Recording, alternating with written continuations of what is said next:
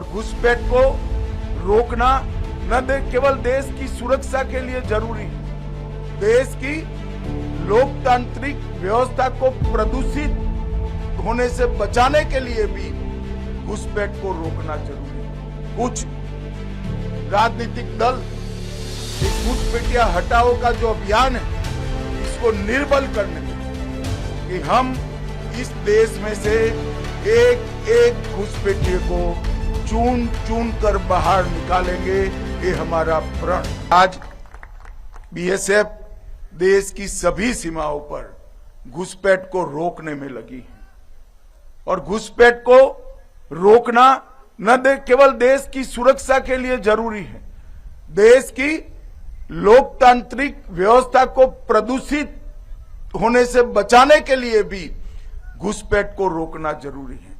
मगर दुर्भाग्य की बात है, कुछ राजनीतिक दल एक घुसपैठिया हटाओ का जो अभियान है इसको निर्बल करने में लगे हैं और वो राजनीतिक दल चुनाव आयोग द्वारा जो एसआईआर की प्रक्रिया चल रही है, मतदाता सूची का शुद्धिकरण जो चल रहा है, इसका खिलाफत कर रहे हैं।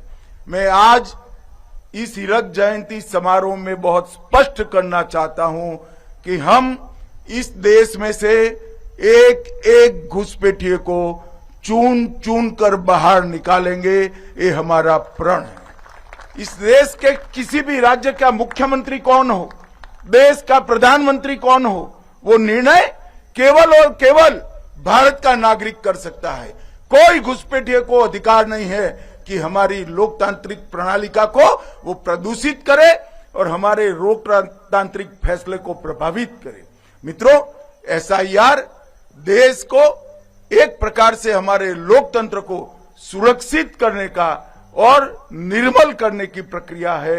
मैं आज यहां से अपील करना चाहता हूं कि देश की जनता एसआईआर की प्रक्रिया में जो चुनाव आयोग के द्वारा चल रही है उसका पूरा समर्थन करे और मैं आगाह भी करना चाहता हूं उन राजनीतिक दलों को जो घुसपैठियों के संरक्षण में लगे हैं।